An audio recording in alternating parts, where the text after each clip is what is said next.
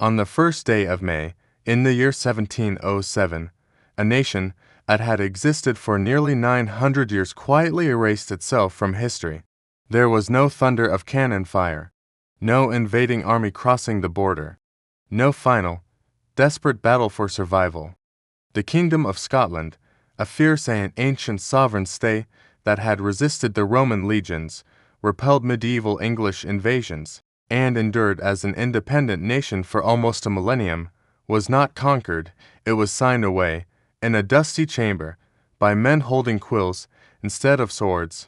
Scotland was exchanged not for honor, not for peace, but for money. A financial transfer, a settlement. History textbooks often describe the act of Union of 1707 as a political marriage, a strategic union of crowns that gave birth to the new Kingdom of Great Britain. It is a comforting story, a polite fiction, but it is wrong. This was not a marriage, it was a liquidation sale. The Union of 1707 was, in reality, a corporate bailout of a bankrupt state, a rescue package engineered to absorb the catastrophic losses of a single, disastrous investment strategy, one that had wiped out nearly a quarter of Scotland's liquid national capital in less than 24 months. The price of that bailout was sovereignty. The receipt for the transaction was written into Article 15 of the Treaty of Union, and the cause of the bankruptcy was not war, not foreign occupation, not internal rebellion, but a venture so ambitious, so visionary, and so catastrophically mismanaged that it remains the greatest financial disaster ever suffered by the British Isles. This is the story of the Darien Scheme. It is the story of how a proud nation was brought to its knees not by armies, but by a failed investment. How a country collapsed the same way a reckless startup collapses, after betting everything on a single idea that promised the world and delivered ruin. To understand how Scotland reached the point where it could be bought, rather than conquered, we must go back to the desperate reality of the 1690s, a decade in which survival itself had become uncertain. The Scotland of the 1690s was not a land preparing for empire. It was a land struggling to survive. This decade would be remembered in Scottish folklore as the Seven Years, a time of suffering so severe that it passed into legend. A biblical famine tightened its grip on the country year after year, with no relief in sight. Harvests failed repeatedly. Summers were cold and wet. Winters were brutal. Temperatures fell so low that rivers froze solid and sheep were found dead in the fields. Locked in ice, food became scarce, then vanished entirely. People collapsed and died by the sides of the roads, grass still in their mouths, a final, desperate attempt to chew the earth itself in the hope of staying alive one more day. The Scottish economy offered no protection against this catastrophe. It was still medieval in structure, fragile and underdeveloped. Scotland exported raw wool, salted fish, and little else. There were no great manufacturing centers, no vast trading fleets, no financial institutions capable of absorbing shock. To the south, England was transforming itself into a global commercial power. London's docks filled with ships returning from Asia and the Americas, heavy with spices, silks, tea, and silver. The English East India Company was minting fortunes and creating a new class of merchant princes. In Edinburgh, people watched this transformation with a mixture of envy and desperation. They understood the brutal truth: without access to global trade, Scotland would always remain poor, vulnerable, and dependent. If the nation was to survive, let alone prosper, it had to modernize. It needed overseas trade. It needed its own commercial empire. It needed a colony. And it was into this atmosphere of hunger, fear, and ambition that a man appeared with a plan that sounded like salvation. The man who stepped forward with Scotland's escape plan did not look like a conqueror. His name was William Paterson, and he was neither a general nor a nobleman. He did not command armies, and he did not inherit titles. He was something far more modern, a banker. And not just any banker.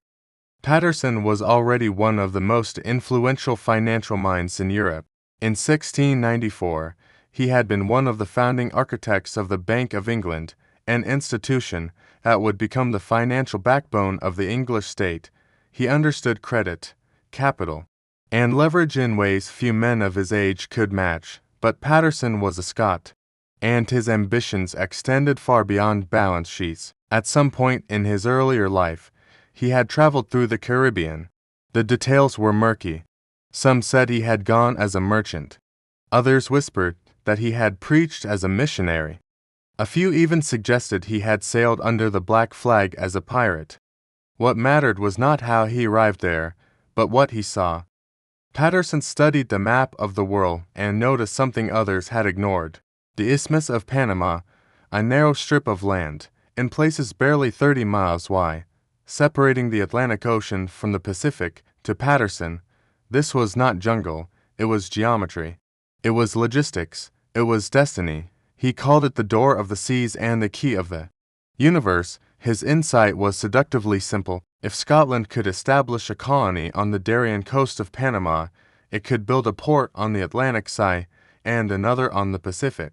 Goods from China, India, and the Far East could be unloaded on one coast, carried overland, and reloaded onto ships bound for Europe. The voyage would be shortened by months. The dangers of sailing around Cape Horn or the Cape of Good Hope would be eliminated. Whoever controlled this land bridge would control global trade. They would be richer than the English, richer than the Dutch, richer than the Spanish. When Paterson brought this vision to Edinburgh, it sounded less like speculation and more like destiny, and the Scottish Parliament was ready to believe. When William Paterson presented his scheme to the Scottish Parliament in 1695, he did not frame it as a gamble, he framed it as inevitability. Scotland, he argued, stood at a crossroads. Remain a poor, peripheral economy on the edge of Europe, or seize control of the world that's trade routes and vault directly into the first rank of global powers. The logic was irresistible. The Isthmus of Panama sat at the narrowest point between two oceans. Whoever controlled it would become the gatekeeper of commerce between East and West. Every ship would pay tribute. Every empire would depend on Scottish goodwill. On June 26, 1695, the Scottish Parliament passed an act creating the Company of Scotland trading to Africa and the Indies. It was given sweeping powers, the right to establish colonies, raise armies, build fortifications, and negotiate trade as a sovereign entity. The target capital was set at £400,000. To modern ears, the number sounds modest, but in 1695, it was almost unthinkable. Paterson was proposing that the nation take half of all its liquid capital and pour it into a single startup. It was a gamble of staggering scale, the equivalent of a modern superpower investing trillions of dollars into one attested project in a hostile environment. And yet, the idea landed not as madness, but as hope. After years of famine and stagnation, Scotland was ready to believe in a miracle. When subscriptions for the Company of Scotland opened in Edinburgh on February 26, 1696, the response was immediate and explosive. This was not a venture limited to aristocrats or financiers. It became a national obsession. A fever swept across Scotland, dissolving class boundaries and overriding caution. The wealthy invested, but so did the poor. Duchesses pawned their jewelry to buy shares. Shopkeepers emptied their tills. Soldiers pledged future wages. Widows placed their pensions into the company. On the very first day, more than £50,000 was pledged. Within weeks, the entire target of £400,000 had been fully subscribed. It was an extraordinary moment of collective belief, what contemporaries called a noble rage. Scotland, small and hungry, pushed all of its chips into the center of the table. This was no longer merely an investment. It was an act of national faith. To buy shares in the company was to buy into a future where Scotland stood among the great empires of the world. A future where famine would be replaced by abundance, and humiliation by respect. But in the euphoria, the warnings were ignored. The Spanish Empire had already claimed Panama as its own. The English king, William II, who was also King of Scotland, openly opposed the scheme, fearing a war with Spain. And no one in Edinburgh truly understood the reality of the Darien jungle. Confidence drowned out caution. Patriotism silenced doubt. The bubble had formed, and once formed, it could no longer be stopped. Every great financial disaster follows the same pattern. The risks are visible, the objections are voiced, and then they are dismissed. In the case of the Darien Scheme, the warning signs could not have been clearer. Spain regarded the Isthmus of Panama as sovereign, Spanish territory, and had done so for more than a century. Any foreign settlement there would be treated not as a trading partner, but as an invasion. King William II understood this perfectly. As ruler of both England and Scotland, he was determined to avoid a costly war with Spain. He opposed the Darien project from the start, refusing to offer diplomatic or military support, but Scotland's leaders pressed on regardless. There was a deeper, more dangerous problem, one that no act of Parliament could solve. No one involved in planning the expedition had any real knowledge of the Darien region itself. They had not surveyed the land, they had not studied the climate, they had not consulted anyone who had survived long-term in the jungle. Maps replaced experience, theory replaced reality. For nearly 2 years, Scotland prepared for its leap into empire, convinced that vision alone could conquer geography.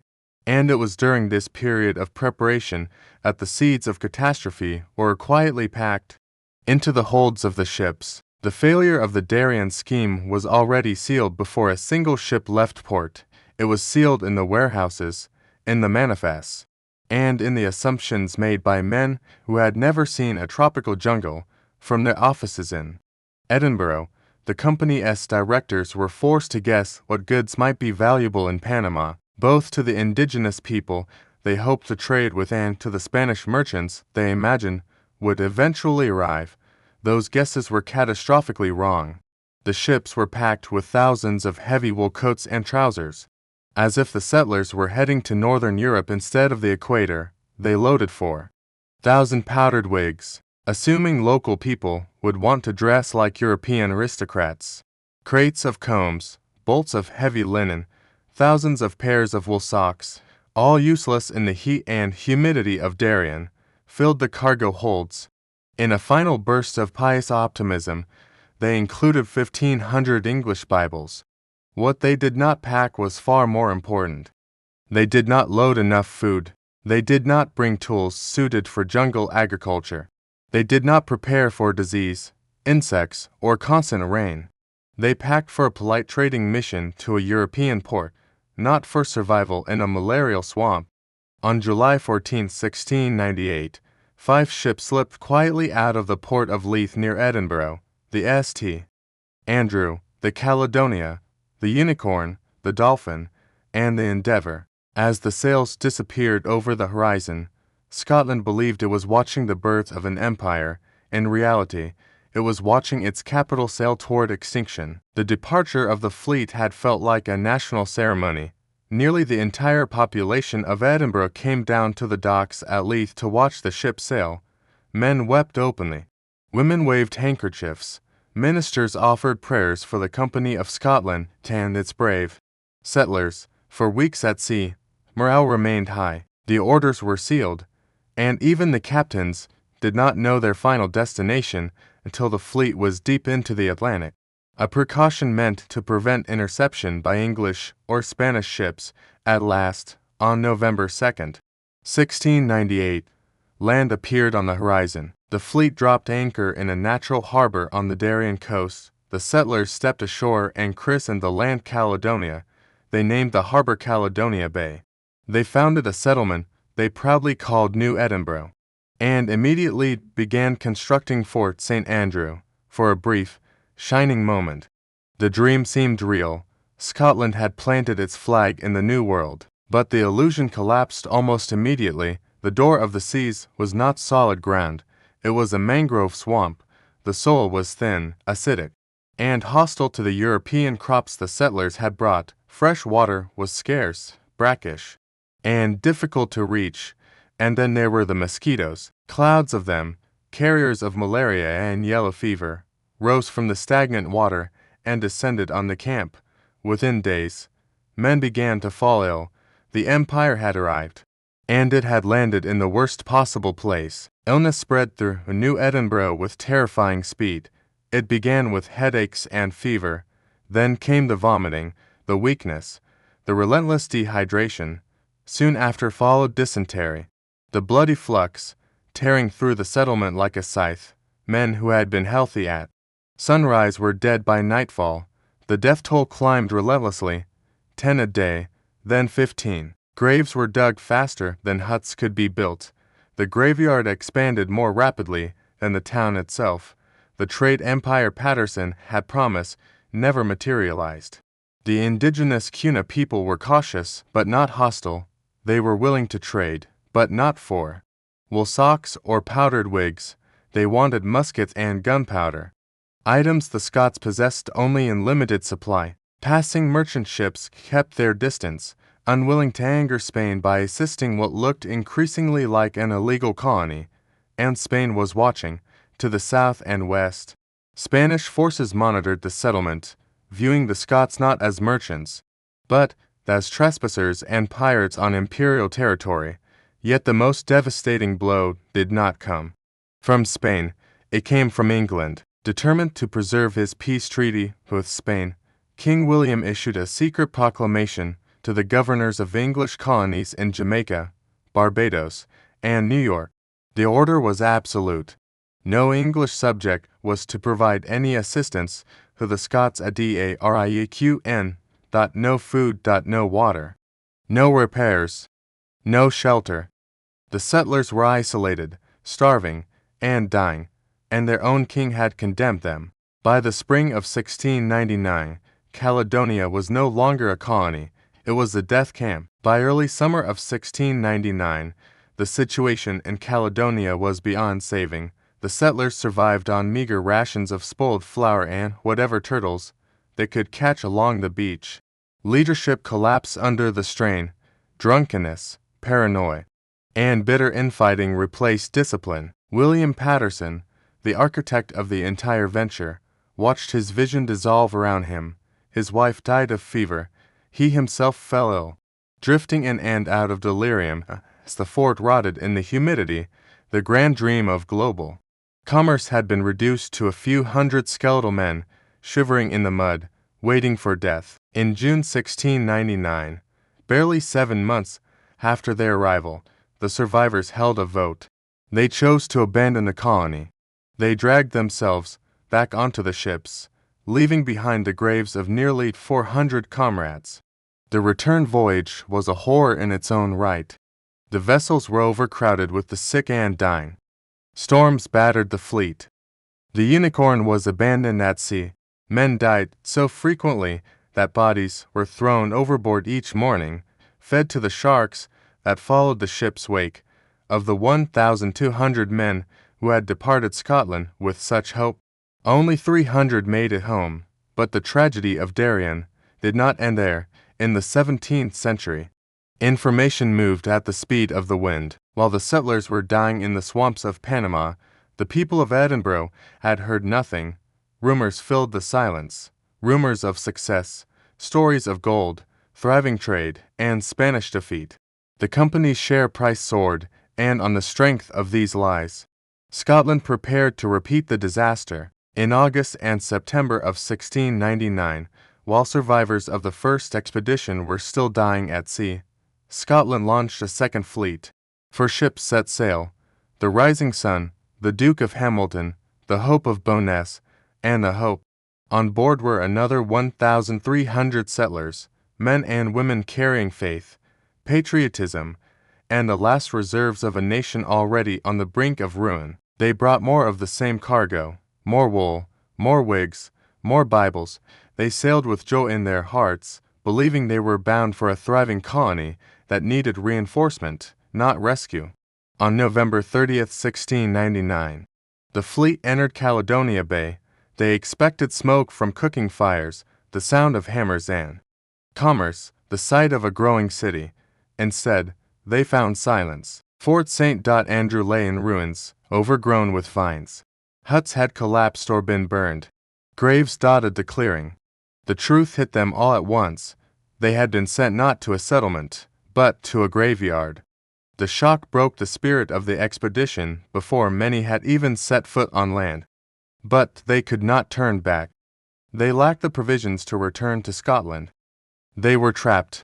They attempted to rebuild the fort, but morale was non-existent. Mutiny hung in the air. A blacksmith was executed for threatening an officer, a desperate act by leaders losing control. Then the Spanish moved, having watched the first colony collapse on its own. The Spanish Empire decided it would not repeat the mistake. In early 1700, the Spanish response arrived with brutal clarity. A fleet under the command of Don Juan Pimienta moved into position and blockaded Caledonia Bay. The Scots were sealed in. There would be no escape, no resupply, no reinforcements inside the fort. Conditions collapsed rapidly. The settlers were outnumbered, outgunned, and already ravaged by the same fevers that had destroyed the first expedition. Food was almost gone, ammunition was scarce, disease stalked every shelter. There was one brief moment of resistance. A Scottish officer, Alexander Campbell of Fonab, led a surprise attack on a Spanish outpost at Tabacani. The raid succeeded, winning a small and bloody victory. But it was a futile gesture, bravery without consequence. The Spanish tightened the blockade. Starvation set in. Men boiled leather and chewed on their boots to stay alive. On March 31, 1700, the Scots raised the white flag. The surrender terms were unexpectedly humane. Perhaps out of pity for their condition, the Spanish commander allowed the survivors to leave with their weapons and their honor. On one condition: they would never return. The remaining settlers boarded their rotting ships and sailed out of Caledonia Bay for the final time. But the curse of Darien followed them across the sea. Escape did not mean survival. The fleet staggered north, damaged, undermanned, and filled with the sick. One ship after another was lost to storms, rot, and exhaustion. The Rising Sun, the flagship of the second expedition, managed to reach the coast of Charleston, South Carolina. While it lay anchored offshore, waiting to cross the bar into harbor, a hurricane struck. The ship was smashed to pieces. Every soul on board was lost. The Duke of Hamilton met a similar fate. By the time the disaster finally ended, the numbers were staggering. Of the roughly 2,500 people who had left Scotland for Panama, nearly 2,000 were dead. An 80% mortality rate.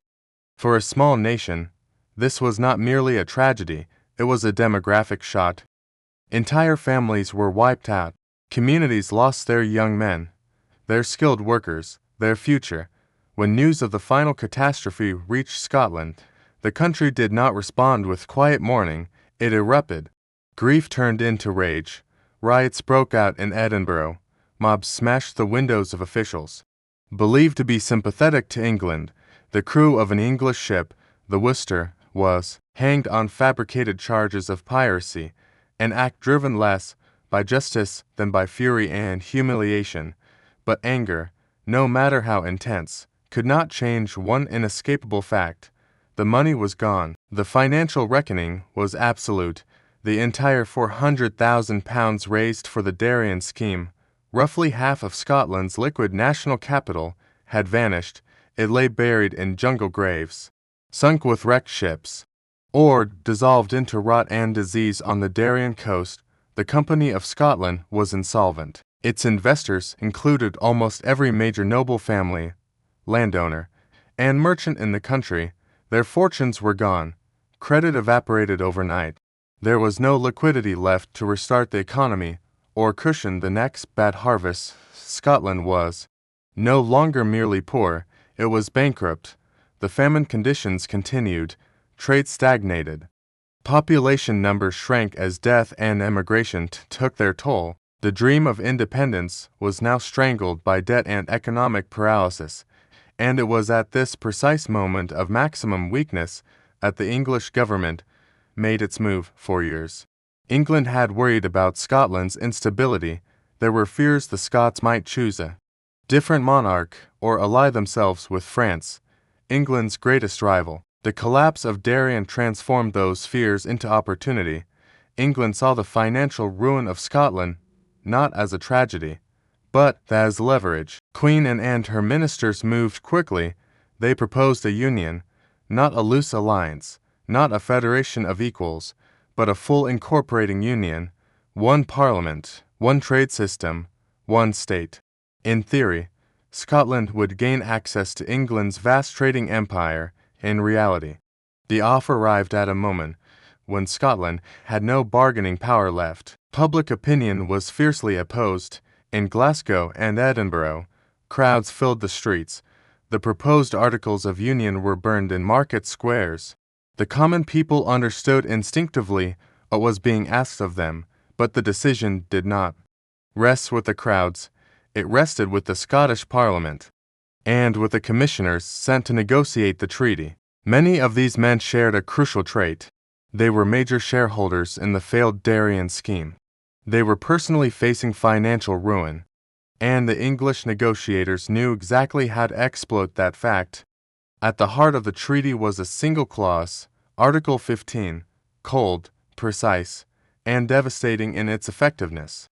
It promised a payment to Scotland known as the equivalent. The sum was calculated to the penny, £398,085 and 10 shillings. Officially, this money was meant to compensate Scotland for assuming a share of England's national debt. In reality, its true purpose was written in the fine print. Article 15 was a masterpiece of financial coercion. It specified exactly how the equivalent would be used. The money was not intended to rebuild Scotland's economy or relieve the suffering of its people. It was earmarked to liquidate the debts of the Company of Scotland. Every shareholder in the Darien Scheme would be repaid their original investment, plus 5% interest. The implication was unmistakable. If the Scottish Parliament voted against the Union, the money would disappear, investors would lose everything, the country would remain bankrupt, trapped in economic free fall. If they voted for the Union, their personal fortunes would be restored. England was effectively offering to buy back the worthless shares of a failed company at full price, on one condition, that the shareholders sell their country. The debate in the Scottish Parliament was fierce. Patriots like Andrew Fletcher of Saltoun warned that Scotland would be reduced to a mere province. Lord Belhaven delivered his famous speech mourning the death of Mother Caledonia, but numbers were stacked against them. The Squadron Volante, the parliamentary swing group, was deeply invested in Darien. Bribery was widespread. English agents moved through Edinburgh distributing cash, favors, and promises of office. Yet the greatest bribe of all was perfectly legal, embedded in the treaty itself. On January 16, 1707, the vote was called. The final vote in the Scottish Parliament was not a referendum on identity, it was an accounting decision. On January 16, 1707, the chamber divided. Outside, crowds gathered in anger and despair. Inside, men calculated losses, debts, and personal survival. The result was decisive. 110 voted in favor, 69 voted against. Scotland had agreed to dissolve itself. As the final act was signed, the Chancellor of Scotland, Lord Seafield, reportedly muttered a bitter epitaph for his own nation. Now there's an end of an old song. On May 1, 1707, the Treaty of Union came into effect. The Kingdom of Scotland ceased to exist as a sovereign state. The Company of Scotland was formally dissolved. Its ships were sold off. Soon after, the equivalent money began its journey north. 12 wagons loaded with gold rumbled up the Great North Road toward Edinburgh, guarded by dragoons. The funds were distributed not to the starving population, but to the investors.